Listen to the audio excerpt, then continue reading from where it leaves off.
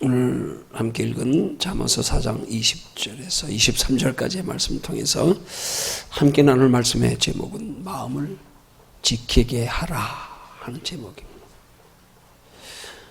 오늘 본문에서 하나님은 잠언서 기자를 통해서 23절에서 무릇 지킬 만한 것보다 더욱 내 마음을 지키라 그렇게 말씀하셨거든요. 근데 사실 이 마음을 지키라 하는 말씀은 우리 의지로 지키라는 말씀이 아닙니다. 우리 의지로는 우리 마음을 지킬 수가 없습니다. 근데 하나님께서 우리 마음을 지키라고 하는 것은 곧 우리 마음을 하나님께로 향해서 하나님이 우리 마음을 다스려 주장하시게 하라. 그런 말씀이라야 이 말씀에 성경적으로 바른 표현이 되는 겁니다. 하나님이 우리 마음을 지키게 하라. 그러니까 우리는 하나님이 우리의 마음을 지키게 하도록 우리 마음을 하나님을 향하라. 그건 우리가 해야 되는 거예요. 그러나 마음을 지키는 건 내가 하는 게 아닙니다. 오늘 본문의 말씀에 보니까 이 말씀 잠언서 4장 전체의 내용이 아비가 아들에게 주는 하나님의 말씀의 지혜에 관한 교훈의 말씀의 내용인데요. 이 교훈의 말씀에 보면 하나님의 말씀의 지혜를 가리켜서 그 말을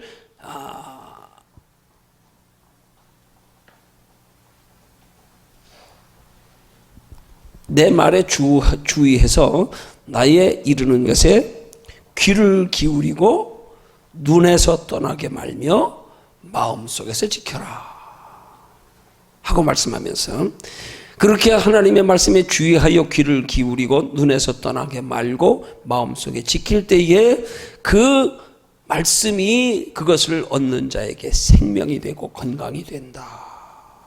그렇게 말씀하면서 이 말씀이 우리의 생명의 근원이다 하고 말씀하는 이 말씀 속에서 하나님은 우리에게 주시는 하나님의 말씀이 얼마나 우리에게 소중한 말씀이며 이 말씀이 우리의 생명의 근원이라는 그런 하나님의 말씀의 표현 속에서 우리가 하나님의 말씀을 얼마나 소중히 여겨야 되는가에 대한 그런 중요한 영적 교훈이 들어있는 겁니다.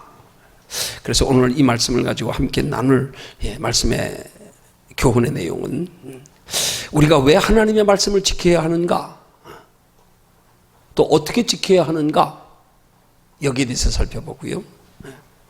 특별히 본문 23절에서 하나님의 말씀을 마음으로 지키되 무릇 지킬 만한 것보다 더욱 내 마음을 지키라 하는 말씀의 영적인 의미가 무엇인지에 대해서 함께 살펴보며 은혜 나눕니다. 자, 오늘 첫 번째로 하나님의 말씀을 왜 지켜야 하는가, 22절 말씀해 보니까 이렇게 말씀합니다. 그것은 얻는 자에게 생명과 그 온 육체의 건강이 됨이니라. 여기 그것은 바로 말씀을 의미하는 거예요. 하나님의 말씀은 그 말씀을 얻는 자에게 생명과 그 온 육체의 건강이 됨이니라. 그렇게 말씀합니다. 그 말씀이 우리에게 생명이 되고 온 육체의 건강이 되기 때문에 우리는 하나님의 말씀을 지켜야 한다 이 말이에요.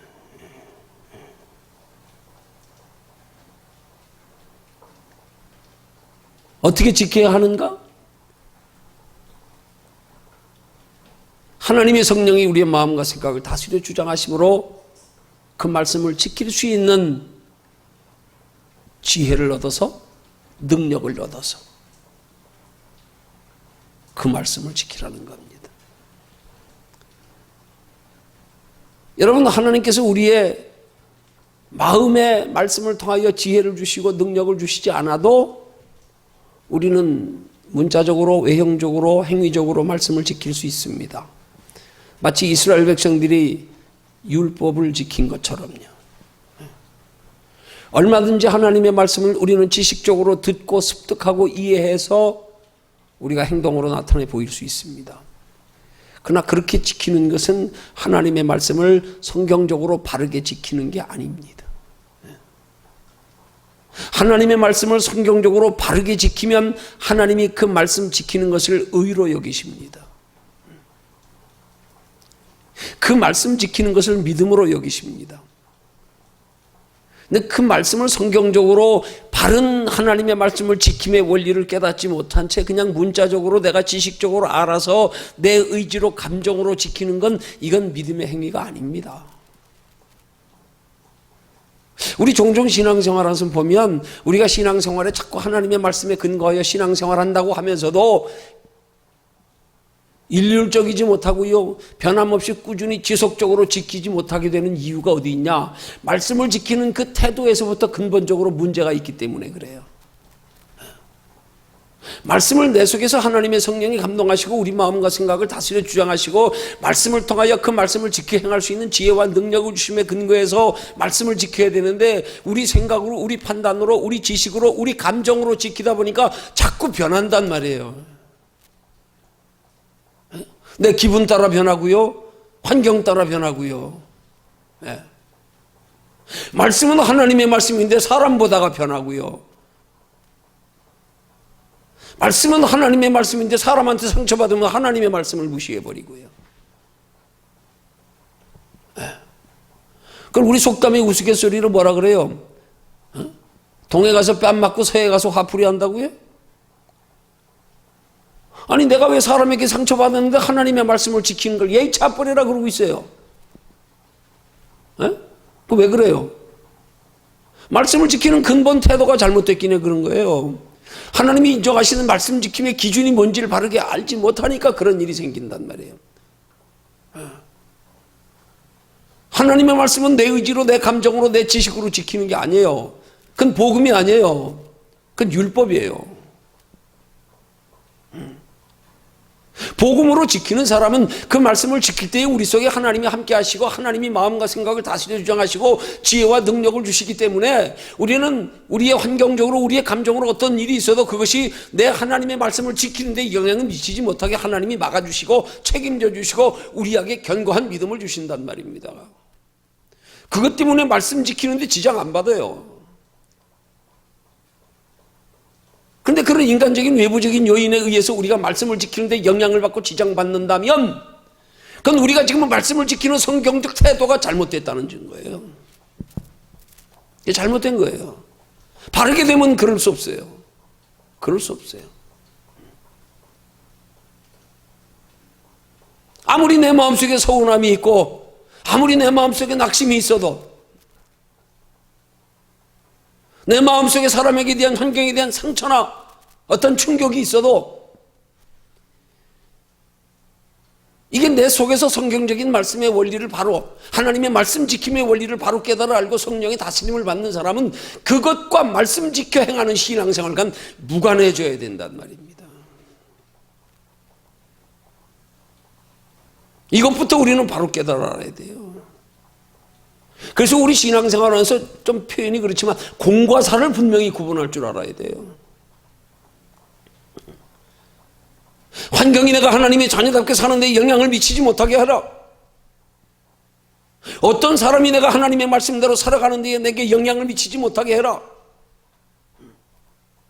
내 감정이 하나님의 말씀을 지키며 사는 데에 영향을 미치지 못하게 해라. 그러기 위해서 하나님이 우리에게 주시는 말씀 빌립보서 2장 13절의 말씀 너희 속에서 행하시는 이가 하나님이 되게 해라. 그러면 됩니다. 이런 영적 복음의 신앙생활에 말씀을 지켜 행하는 우리의 행위의 영적인 원리를 바로 깨달아 알아야 된단 말입니다.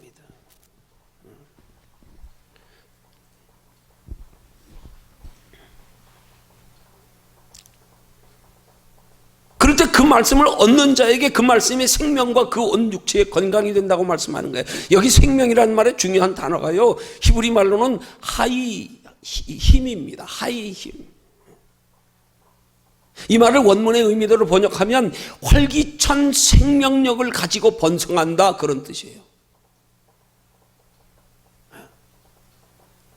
그 말씀을 소유한 자에게서 그 말씀이 활기찬 생명력을 가지고 번성한다, 그런 뜻이에요. 어떤 말씀이요? 그 말씀을 하나님의 말씀으로 받고 그 말씀을 통하여 하나님이 역사하셔서 우리에게 그 말씀대로 행할 수 있는 지혜와 능력을 주셔서 그 성령의 지혜와 능력에 근거하여 순종하여 그 말씀대로 행하는 신앙생활이 되면 그 말씀이 내게 활기찬 생명력을 가지고 번성하게 한다. 자라가게 한다. 그런 뜻인 거예요. 그것을 복음서에 와서 요한 3서 2절은 표현하기를 사랑하는 자여 내 영혼이 잘된 같이 내가 범사에 잘되고 강건케 되기를 내가 원하노라. 그렇게 말씀하는 원리란 말이에요. 영혼이 잘되면 따라서 범사에 잘되고 강건케 되는 건 따라오게 돼 있다 이 말입니다. 말씀을 통하여 성령이 내 마음과 생각을 다스려 주장하셔서 지혜와 능력을 주시면 그 말씀이 내게 힘이 되고 능력이 되고요. 그 말씀대로 살아가는 삶에 영육간의 축복이 따라온다 이 말이에요. 그러면 첫 번째로 왜 하나님의 말씀을 지켜야 하는가에 대한 답이 나왔지요? 어떤 말씀을 지켜야 하는가는 답이 나왔지요? 어떻게 지켜야 하는가에 대한 답이 나왔지요?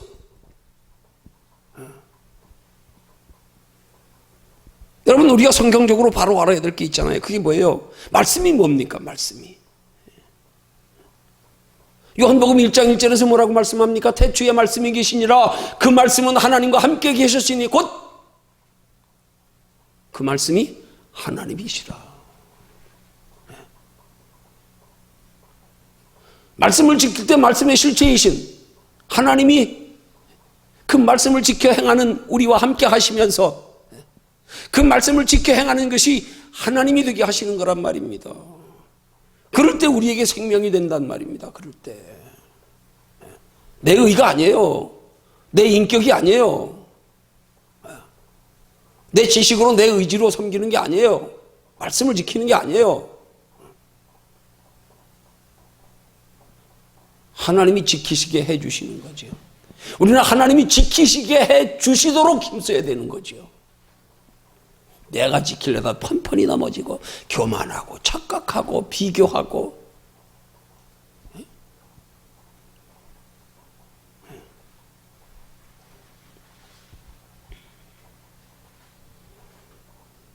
자, 그럼 두 번째로요. 하나님의 말씀을 어떻게 지켜야 하는가? 두 번째. 본문 23절에서 말씀합니다. 무릇 지킬 만한 것보다 더욱 내 마음을 지켜라. 마음을 지켜라.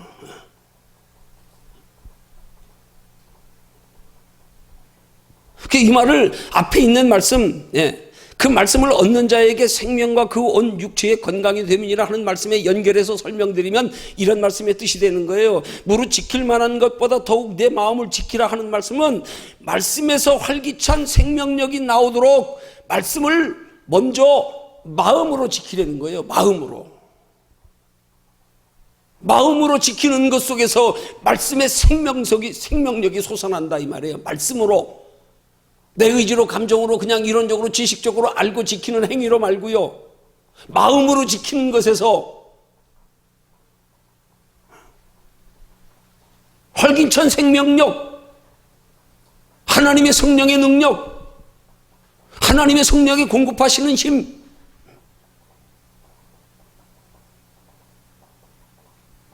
이것이 우리가 마음으로 지킬 때에 솟아난다 이 말이에요.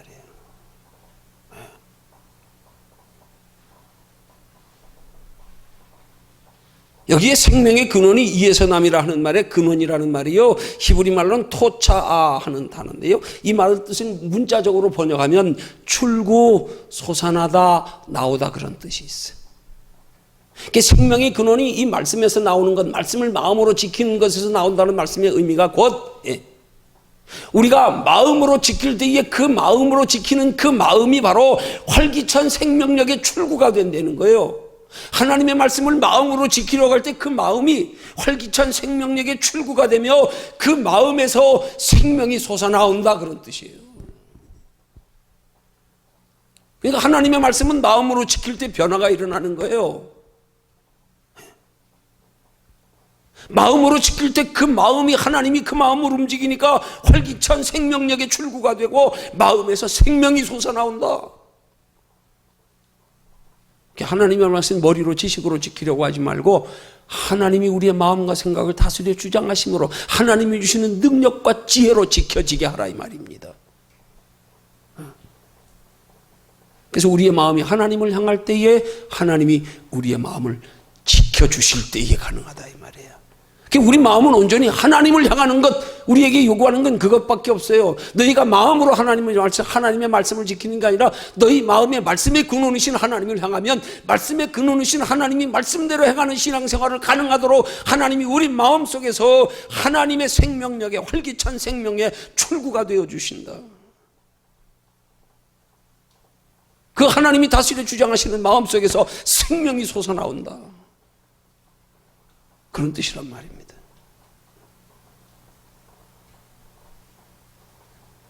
그럼 우리는 마음을 뭘로 지켜야 되는 거예요? 뭘로 지켜야 되는 거예요? 성령께서 내 마음과 생각을 다스려 주장하시게 하는 것으로 지켜야 된단 말이에요.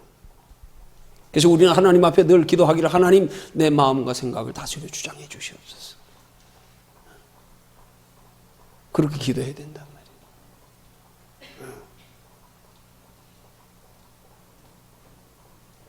그럼 어느 때 성령께서 내 마음과 생각을 다스려 주장하실까? 우리가 마음으로 말씀을 소중히 여기면은요. 소중히 여기면 그 마음의 중심을 보시고 하나님이 다스려 주장하신단 말이에요. 말씀이신 하나님, 우리 속에 거하시는 성령 하나님, 그분을 소중히 여길 때,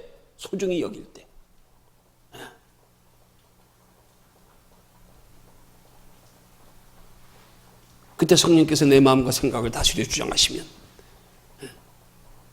우리 속에 거하시는 하나님이 말씀을 바르게 깨닫게 하시고 말씀대로 살아가는 지혜와 능력도 주시고, 그것이 결국 우리에게 영육간의 축복이 되고 그 말씀대로 행하는 신앙생활을 가능케 해서 영원한 하나님의 나라에까지 영원한 상이 있게 하시는 줄로 믿으시기를 주님의 이름으로 축원합니다. 여러분, 성경적으로 우리가 말씀을 지켜 행하는 것은, 그 말씀을 지켜 행하는 것은 엄밀히 말하면 그건 우리의 구원의 요소가 아닙니다. 구원은 오직 십자가 예수 그리스도를 믿는 믿음으로입니다. 천하의 구원 얻을 만한 다른 이름을 우리에게 하나님이 주신 일이 없다고 성경은 말씀합니다.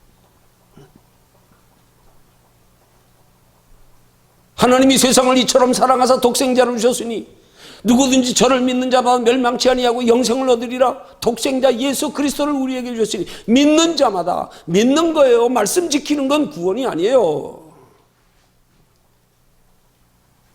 말씀 지키는 것은 구원받은 하나님의 자녀된 성도들이 하나님을 우리 마음속에 품고 하나님의 성령의 인도하심 주시는 능력과 지혜를 따라서 우리가 기록된 하나님의 말씀대로 살아가기를 힘쓸 때 하나님의 나라에 영원한 상이 되는 기준이란 말입니다. 이걸 바로 구분해야 돼요. 이걸 말씀을 지켜 행하는 것을 우리가 구원으로 생각하고 막연하게 생각하다가 우리 구원관이 흔들려 버려가지고, 여러분 지금이라도 당장 구원받을 확신 있는 사람 손 들어보세요 하면 몇 명 못 들어. 아직도 구원의 기준이 성경을 연구하는 목사들이나 부흥사들이나 신학자들 사이에도 아직도 논쟁이 계속되고 있습니다. 아마 예수님 재림하실 때까지 논쟁이 끊이지 않을 거예요. 논쟁에도 결론이 안 나오니까 각자 자기 좋은 대로 믿으라고, 그냥 자기 좋은 대로. 그렇게 유명한 신학자들도요, 어떤 사람은 오직 믿음으로 구원받는다, 어떤 사람은 행함이 있어야 된다, 어떤 사람은 사도 바울의 로마서의 주장처럼 너희 속에 성령이 거하시지 않으면, 너희 속에 그리스도의 영이 없으면 그리스도의 사람이 아니다. 세 가지 구원관으로 지금도 논쟁은 계속되고 있습니다. 아니, 이제 논쟁이 결론이 안 나니까 논쟁 더 이상 하지 않아요. 각자 자기 좋은다, 자기 옳다고 생각하는 대로 믿어라. 그렇게 돼 있어요, 지금 시대가.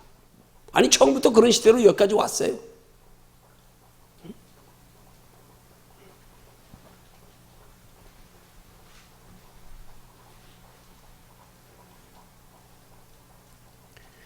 여러분, 우리 속의 말씀을 소중히 여기며 우리 속에 거하는 하나님을 소중히 여기며, 정말로 이 말씀이 오늘 22절의 말씀처럼 그것을 얻는 자에게 생명과 온 육체의 건강이 된다는 사실에 대한 확실한 믿음이, 이게 우리 속에 생겨질 때 우리는 우리 속의 말씀의 소중함에 대한 인식의 간절함이 생긴, 그래서 우리는 하나님의 말씀을 들을 때마다 그 말씀을 통하여 하나님의 말씀에, 하나님의 존재에, 하나님의 형상에 우리의 영원한 생명의 가치, 이 가치 인식을 날마다 자라가고 키워가야 되는 게 우리의 신앙생활이란 말입니다. 마치 콩나물 시루에 물 주듯이요. 들으면 다 잊어버리는 것 같아요. 여러분 콩나물 시루 보셨지요? 밑바닥에 구멍이 뻥뻥뻥뻥 뚫려 있는 거예요. 물 주면 바로 다 빠져나갑니다. 농사의 원리를 모르는 사람들이 콩나물 시루 보면 저거 물보다 밑으로 다 빠져나가네. 구멍이 뻥뻥뻥 뚫려가지고. 근데 어떻게 콩나물이 자랄까? 여러분 콩나물이 그렇게 밑에 구멍이 뚫리지 않아가지고 물이 고이면 콩나물 바로 썩어버려요. 자라지도 못해요. 콩나물 위에 물을 부어주면 물은 전부 빠져나가는 것 같지만 수시로 물 주면서 콩나물은 자라가는 거예요. 우리 하나님의 말씀을 들을 때 마치 하나님의 말씀을 듣는 그 말씀의 지식이나 말씀의 우리의 깨달음이요, 마치 콩나물 시루에 물 준 것처럼요, 듣고 나면 다 잊어버려요. 금방 잊어버려요. 여러분 제가 한 설교를 가지고 제가 자료 정리해서 제가 지금 설교를 컴퓨터에 내장을 쫙 돼 있는데요, 지금 한 1200편 넘었어요. 내가 하나님의 말씀을 다시 보면서 이걸 내가 전했나? 난 그 말씀을 보면서도 전혀 기억이 없는 게 얼마나 많은지 몰라요. 자주 그래요. 어떤 때는 몇 달 전에 전했는데도 생각이 안 나. 내가 이걸 전했나? 그 말씀을 보면서도 내가 깨닫고 하나님이 내게 깨닫게 해주신 대로 기록하고 저장해 둔 건데도 내가 다시 보면서 내가 적은 것 같질 않아요. 그럴 때가 많아요.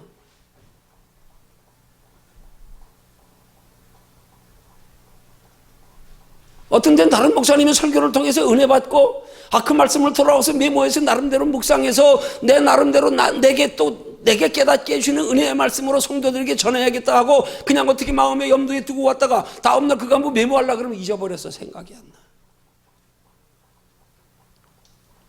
지난주 설교 제목이 뭐였냐 물어보면 저보다 기억 못하는 사람 없을 거예요 아마.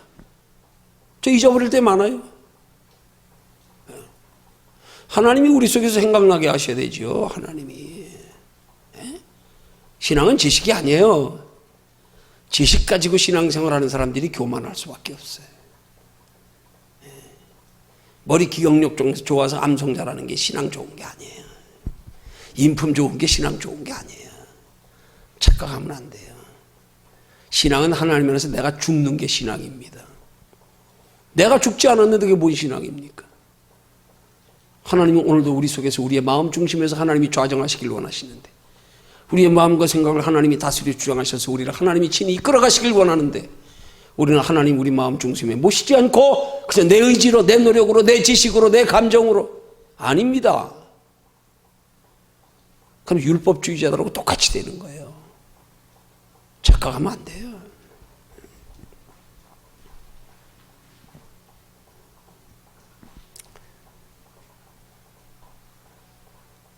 어떻게 우리가 무엇으로 우리가 하나님의 말씀을 지켜야 합니까?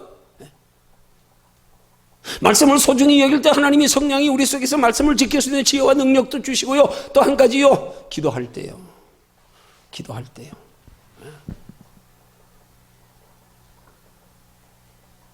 갈수록 기도의 소중함을 절실히 느낍니다. 정말 절실히 느낍니다. 기도하니까 마음과 생각을 다스려 주장하시고, 기도하니까 기도가 쌓일수록 하나님께서 말씀을 주시는 것들이 전혀 내가 생각지도 않은 말씀을 하나님이 전하게 하시고, 기껏 준비했는데도 근래 와서는 내가 준비하여 전하는 말씀보다 하나님이 강단에서 주시는 말씀을 전할 때가 점점 더 많아지고, 어떤 땐 마치 철없는 어린아이 같은 생각이지만 말씀 실컷 전하고 나면 좀 하나님 원망스러운 생각이나 아까운 생각이나, 에이씨 괜히 쇠 빠지게 준비했네. 강단에서 그렇게 주실 것 같으면 처음부터 준비도 안 하고 그냥 쉬었다 놀다 나왔으면 될 텐데, 기껏 2시간 3시간 그냥 앉아가지고 고민하고 나름대로 기도하면서 묵상하면서 말씀 준비해가지고 내려왔는데 단에 딱 서니까 다른 말씀으로 쫙 나가네요. 매든 같아요. 내가 준비하여 생각한 표현하고는 전혀 다르게. 어떤 그런 생각 든다니까, 에이씨 괜히 준비했네, 괜히 헛고생했네, 그런 생각 들 때도 있어요. 예.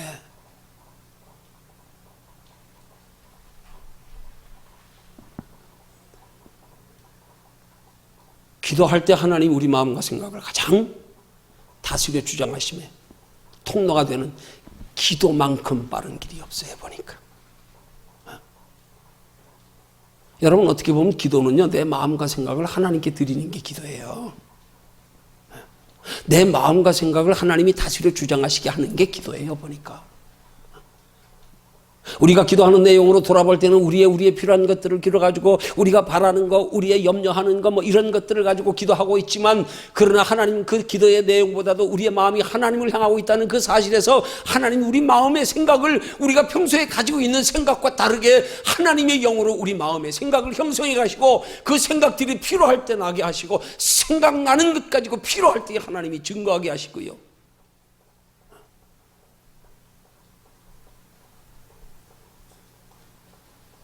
이게 사람의 생각으로 말하는 것과 하나님이 우리의 마음과 생각을 다스려 주장하셔서 말하게 하심의 차이인 것을 요즘 너무 절실히 느낍니다.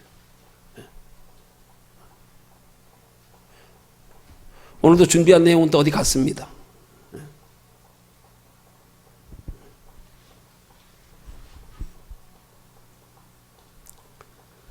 하나님께서 내 마음과 생각을, 말씀을, 내 속에 계시는 하나님, 말씀이신 하나님이 다스려 주장하실 때 비로소,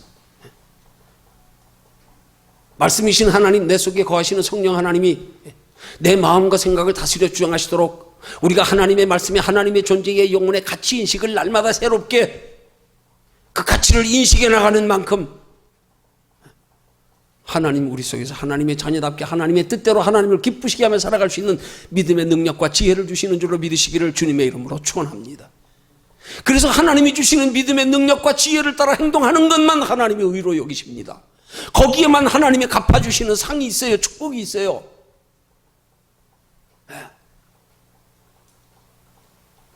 이게 영적 신앙생활의 원리란 말이에요. 여러분, 이런 영적 신앙생활의 원리를 우리가 깊이 깨달아지지 못하면 그냥 지식적으로 그냥 아는 설교일 뿐이에요. 그냥 아는 그냥 신앙생활일 뿐이에요. 내 머리로 알고 있는 거, 듣고 있는 거, 지식적으로 그냥 내 성격으로, 그냥 내 인품으로, 내 의지로, 내 감정으로. 솔직히 우리 한번 돌아서 생각해 보십시다. 우리 신앙생활하면서 내 겉과 속이 다르게 신앙생활할 때 얼마나 많습니까, 솔직히. 겉으로는 미운데도, 속으로는 미운데도 겉으로는 사랑하는 척, 모르면서도 아는 척. 우리 겉과 속이 다르게 신앙생활할 때 얼마나 많습니까?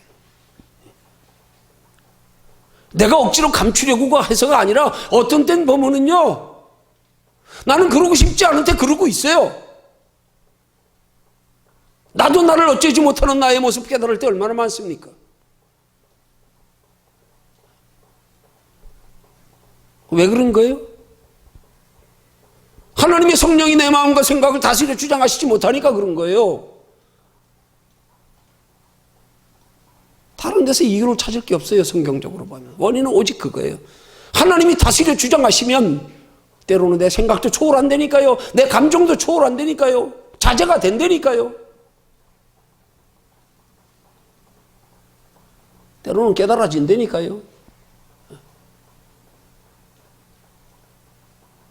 마음으로는 상처가 되는데 영은 상처가 안 돼. 그래서 마음의 상처는 잠깐이고요, 조금 지나면 영으로 그냥 잠재워버려. 마음의 상처 그냥 치유돼버려, 조금 지나면.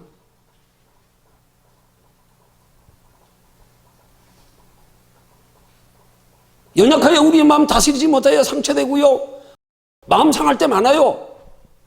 근데요, 우리 속에 있는 하나님의 영이 그 상처받은 마음을 치유하시는 건요, 얼마 안 가더라고요. 금방 지나가요, 금방.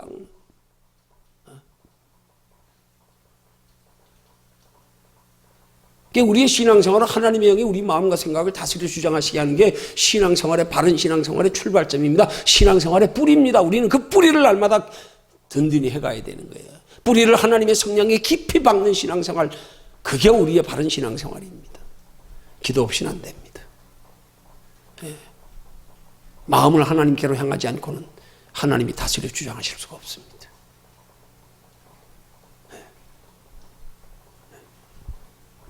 자, 그럼 세 번째로 살펴볼 것은요, 하나님의 말씀을 그렇게 마음으로 지키라고 하는 것. 그 말씀의 영적인 의미가 뭘까? 여러분, 이 말씀을 마음으로 지키는 것,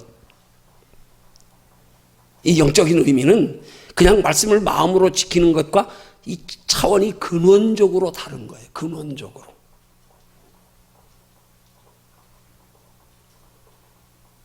다시 설명드려서 본문 23절에 무릇 지킬 만한 것보다 무릇 더욱 내 마음을 지키라는 말씀의 영적인 의미를 우리가 한번 다시 생각해 보면, 여러분, 말씀의 실체가 뭐라고요? 누구라고요? 하나님이요. 이 말씀은 곧 하나님이시니라. 요한복음 1장 1절의 말씀. 그 하나님은 어디 거하시는 하나님이에요? 우리 안에 거하시는 하나님. 무엇으로요? 성령으로요. 그럼 하나님의 성령으로 우리 안에 거하시는 하나님, 그 성령은 무엇일까요? 그게 하나님께서 우리를 창조하셨던 하나님의 형상, 영혼이란 말입니다.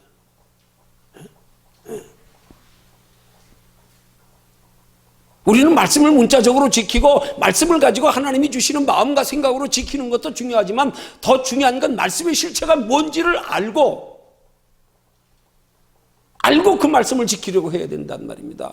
말씀의 실체는 하나님, 우리 안에 거하시는 성령, 하나님의 형상, 우리 영혼. 그럼 우리는 뭘 지켜야 되느냐? 영적인 의미로 우리 속에 거하시는 하나님의 형상, 영혼. 우리 속에 늘 하나님의 성령이 지배받고 다스림받고 성령이 우리 삶과 마음과 생각을 주장하시도록 하는 영혼을 우리가 날마다 지키기를 힘써야 된다 이 말이에요. 영혼이 사탄 마귀에게 빼앗기지 않도록 우리의 마음과 생각을 하나님이 다스려 주장하시도록 그걸 우리는 지키는 힘쓰는 신앙생활이 돼야 된단 말입니다. 그 영혼이 다스려 주장하심이 하나님의 성령으로 충만하여 주장하심이 강하면 여러분 성격 별거 아닙니다. 그거.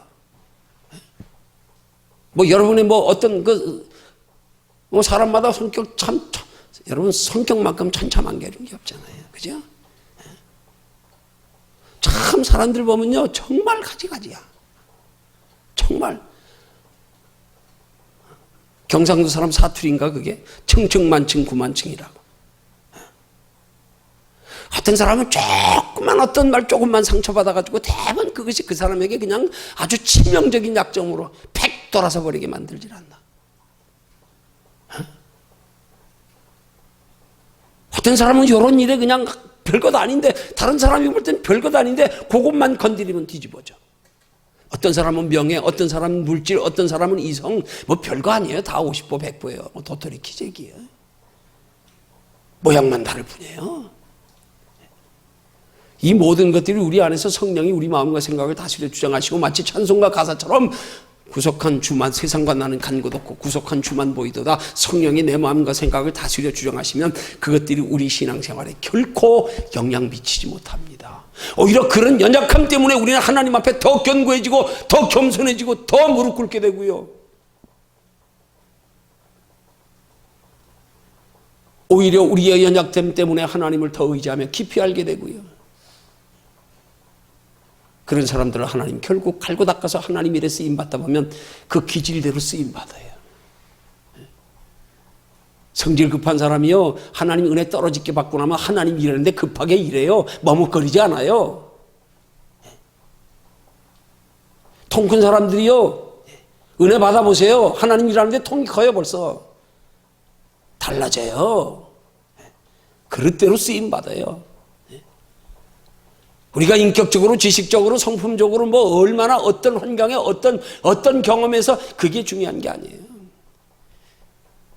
그러다 하나님의 은혜 안에서 변화되고 나면 그 모든 것들이 다 하나님의 거룩한 일에 쓰임받는 도구가 되는 거예요.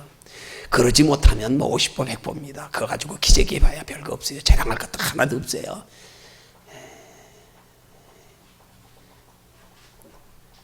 같이 똥밭에 구르면서 뭘 네가 깨끗하니 뭐 너는 어디가 더럽니 할 거 뭐 있습니까? 아무것도 없어요. 별거 아니에요. 예.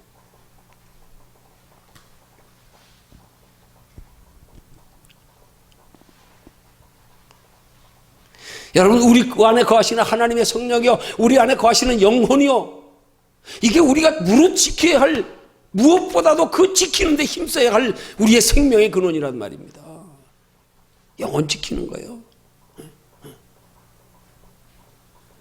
영혼을 지키는 데서 영혼에 대한 가치인식이 그래서 중요한 거예요. 영혼의 가치 인식이 있는 만큼 지키기를 힘쓴단 말이에요.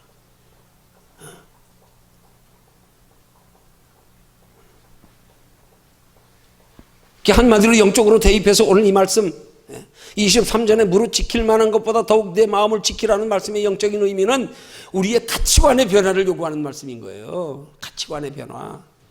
가치관이 변화돼야 돼요. 이게 변화돼야 돼요. 변화되고 나니까 진짜 별거 아니네, 인생이가. 육체로 잠깐 사는 거 별거 아니네. 이것 가지고 울고 웃는 게, 야, 이게 아무것도 아닌 거예요, 따지고 보니까. 표현이 너무 속될지는 모르겠지만, 한순간 맛있는 거 아무리 먹어도 화장실 한번 갔다 오면 끝나는 것처럼 별거 아닌 거예요. 지나면 끝이에요. 지나면 끝이에요. 별것도 아닌 거 아주 씩씩거리고.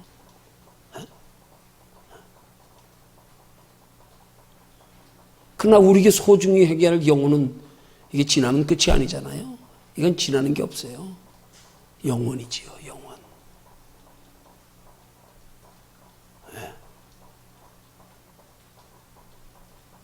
눈에 보이는 세상 것들, 건강, 물질, 명예, 지위보다 더 소중한 것, 영혼의 생명이요, 영혼의 생명. 하나님이 우리에게 주신 그런 육신의 모든 것들은 다 영혼의 생명을 더 빛나게 하라고, 영혼의 생명을 더 갈고 닦으라고, 영혼의 생명을 잘 유지하여 하나님의 나라까지 영원한 상이 되게 하려고 우리에게 주어진 기회들일 뿐이에요. 그것을 위해서, 영혼의 유익을 위해서 쓰지 않는 것들은 다 그냥 헛된 것들이요. 그냥 지나가는 거예요. 끝나는 거예요. 다 허비, 낭비, 탕진, 소비, 지나면 끝나는 것들이에요. 남는 거 아무것도 없어요.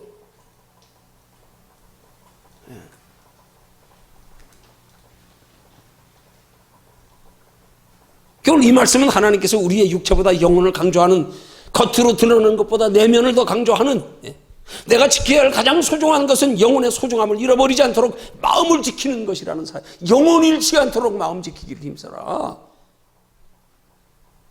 엉뚱한 데 마음 쏟느라고 영혼 다 잃어버리지 말고. 어떤 사람은 감정의 영혼 다 잃어버리네. 어떤 사람은 자존심의 영혼 다 잃어버리네. 어떤 사람은 물질의 영혼 다 잃어버리네. 어떤 사람은 눈에 보이는 환경의 영혼 다 잃어버리네. 다 잃어버리네. 다 도둑질 맞고 앉았어요. 다. 그것들이 마귀의 우리의 영혼을 뺏어가기 위한 무기들이란 말입니다. 우리가 그토록 소중히 여기며 사랑하는 것들, 육신의 것들요, 그게 마귀가 우리의 영혼을 뺏어가는 무기들이란 말입니다.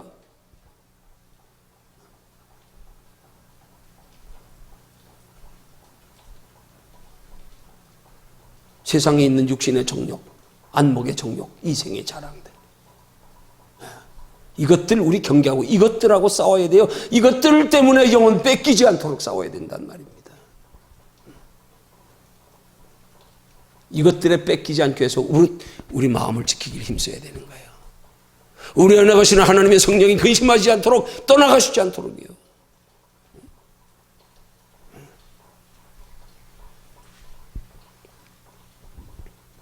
하나님의 말씀을 귀로 듣고 눈으로 보고 마음으로 지키는 것도 중요하지만 더 중요한 것은 근본적으로 말씀이신 하나님이 내 마음을 다스려 주장하시도록 하는 것, 그게 더 중요하단 말입니다. 내 속에 영혼을 날마다 갈고 닦아가는 것, 그 가치인식을 날마다 높여가는 것, 이게 중요한 거란 말입니다. 이게 가치인식을 높여가는 것.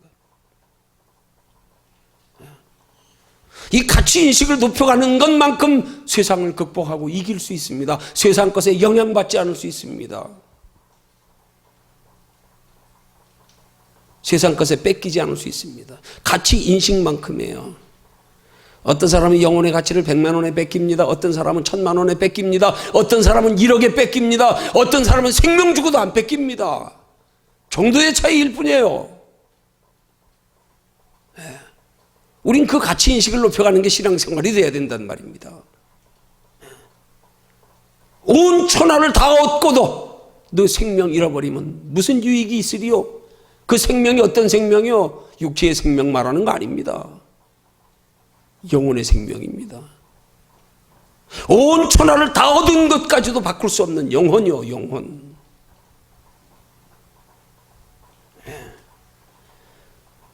이 원리를 바로 깨달아 알면 우리가 육신에 치우쳐서 신앙생활을 그렇게 할 수 없어요. 모르니까 날마다 육신의 것 가지고. 정도의 차이지 뭐. 별거 있어요?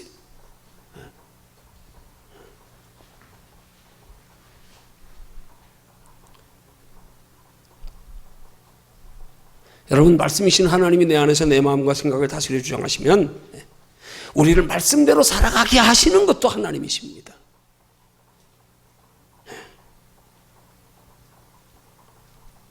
말씀을 깨닫게 하시는 것도 하나님, 말씀대로 살 수 있는 능력과 지혜 주시는 것도 하나님.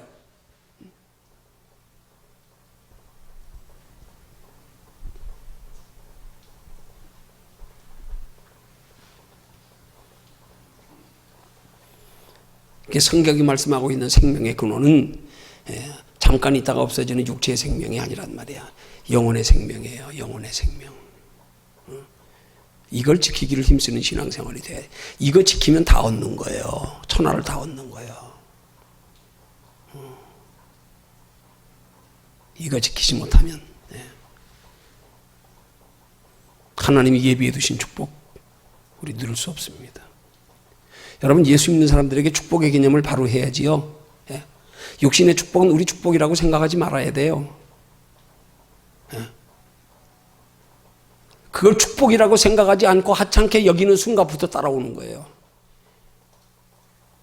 그렇게 축복이라고 여기지 않고 하찮게 여기는 순간부터 그게 따라올수록 오히려 그것이 마귀는 우리를 해하려고 유혹하는 무기지만 우린 도리어 역이용해서 그것 때문에 믿음이 자라간다니까요.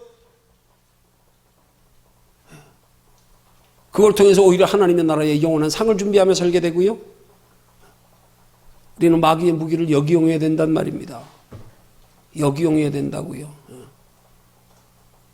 골동품 수집하는 장사꾼이 장날에 개 파는 아저씨가 골동품 양재기에 개 밥을 담아놓고 있는 걸 보고 이 개 파는 주인이 이 골동품 양재기의 가치를 모르는 줄 알고 개값에다 후위보다 더 얹어줘가지고 그리고는 먼 길을 가는데 그 밥그릇도 같이 주면 안 되겠냐고. 개 파는 아저씨가 하는 말, 내가 이 그릇 때문에, 이 개 밥그릇 때문에 여기서 개를 벌써 100마리째 팔고 있다고. 그거 노리고 개 샀다가 오히려 개 장수한테 다 역이용 당했네. 어벙한 척 하면서. 저 사람은 저 밥그릇 저 골동품을 저거 같이 있는 줄 모르니까 개 밥그릇 쓰고 있구나. 우리 마귀 그렇게 역이용해야 되는 거예요. 예수 믿는 사람들이 우리를 영혼을 죽이려고 달려드는 세상 것 가지고 달려드는데 전부 거기에 자빠져 코박고 그냥 영혼 다 잃어버리고 앉았네. 그거 역이용해야 돼요. 우리 힘으로는 안 된단 말이에요.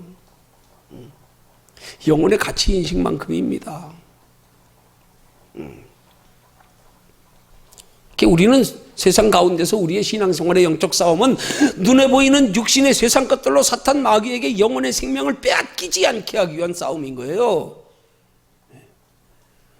그것 가지고 마귀가 싸움 거는데 우리는 그것 뺏기지 않으려 그러다 다 잃어버리고 앉았네. 돈 안 뺏기려고, 건강 안 뺏기려고, 명예 지위 안 뺏기려고, 내가 소유한 거 안 뺏기려고, 그거 안 뺏기려고 받은 거리다 영혼 다 잃어버리는 거예요. 영혼 다 잃어버려요. 마귀는 그것 가지고 목적은 그게 아니에요. 영혼 뺏는 거죠.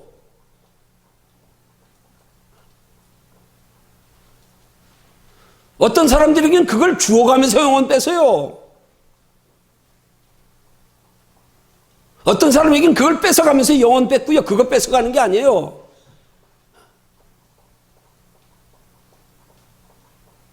그것으로 영혼 뺏는 거지요. 근데 그거 뺏겠다고 우울하고 낙심하고 실망하고 좌절하고 포기하고 원망하고 불평하고 그러면서 영혼 뺏기고, 어떤 사람은 육신의 걸 마귀가 무기를 가지고 저들한테 주어가지고 그거 누리고 머물러 앉아 즐기다 끝나버리라고.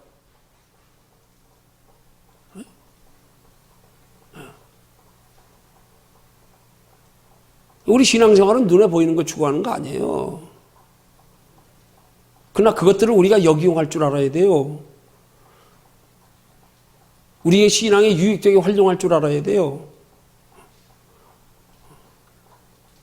그게 되기 위해서 무엇보다도 우리는 우리의 마음을 지킬 수 있어야 된단 말이에요. 영혼의 소중함에 가치 인식이 있어야 된단 말이에요.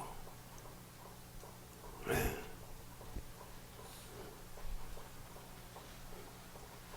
그래서 베드로전서 2장 11절은 우리에게 말씀합니다. 사랑하는 자들아 나그네와 행인 같은 너희를 권하노니 영혼을 거스려 싸우는 육체의 정욕을 제어하라. 우린 나그네와 행인 같은 사람들이야. 너희가 그토록 소중히 여기며 사랑하며 추구하는 것들은 나그네 인생길에 잠깐 있다 없어질 것들이야. 그건 잠깐 우리 나그네 길에 필요한 것만 잠깐 쓰다 놓고 돌아가야 할 사람들이야. 거기에 머물러 있지 마. 거기에 마음과 생각 뺏기지 마로. 그것으로 잠깐 행복하려다가 하나님의 나라의 영원한 행복 잃지 마로. 놓치지 마로. 그 말이란 말입니다.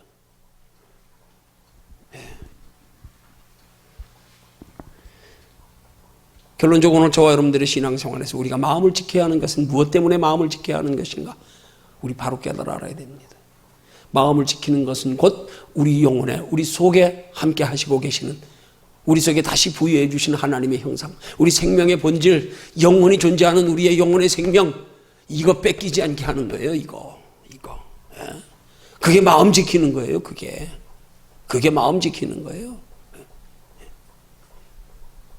뭐 기껏 남들한테 상처받은 거 조금만 내 마음을 너그럽게 하고 긍정적으로 생각해서 그거 거기서 그냥 뭐 미운 마음 가지지 않고 그냥 내 스스로 사귀고 이런 마음 지키는 게 아니에요.